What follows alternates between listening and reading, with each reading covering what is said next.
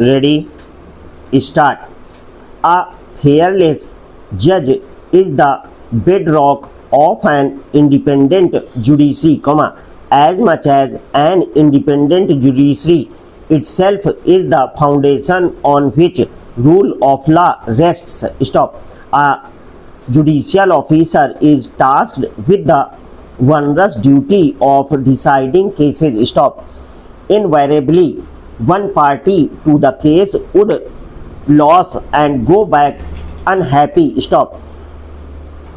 Disgruntled elements amongst them, wanting to settle courts may raise frivolous allegations. Stop. The trial judiciary also has tremendous work pressure and works under trying working conditions. Stop. Large number of cases are listed in a day, and most of the judicial officers give their very best while discharging their duties. Stop. Instances have also emerged from different parts of the country, where not just disgruntled parties but some mischievous elements in the bar have also resorted to intimidatory tactics against the members of the trial judiciary by engineering false and anonymous complaints. Stop. Strict and strong action in accordance with law should be taken against such individuals filing a false and frivolous complaint against a judicial officer, and or if found to be engineering the false and frivolous complaints. Stop.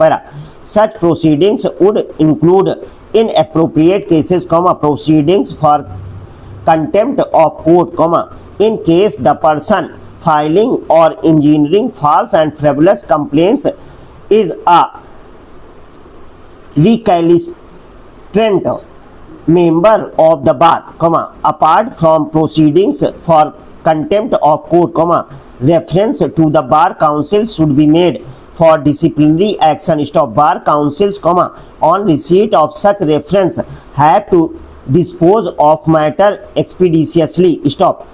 Equally, if the complaint of misconduct against the judicial officer is prima facie found to be true, prompt action to initiate disciplinary proceeding should be taken and no leniency should be shown if the charges are established. Stop. Not only this, in appropriate cases where criminal prosecution is warranted against a judicial officer, the High Court should not hesitate to have the same initiated. Stop. That is the only way to weed out black sheeps sullying of fair name of the judiciary. Stop. Due care and caution must be exercised by the High Court in initiating such proceedings. Stop. It should be ensured that only because an order is wrong or there is an error of judgment, without anything more, a judicial officer is not put through the ordeal of a disciplinary proceeding or a prosecution. Stop.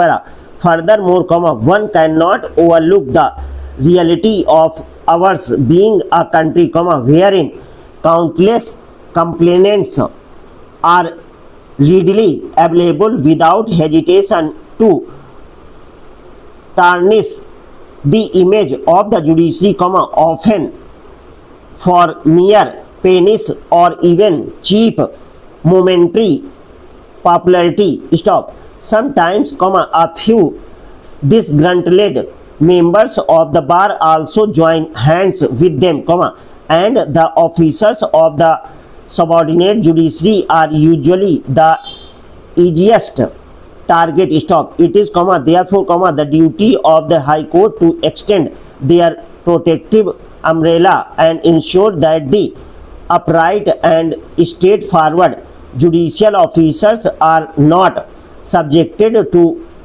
unmerited onslaught.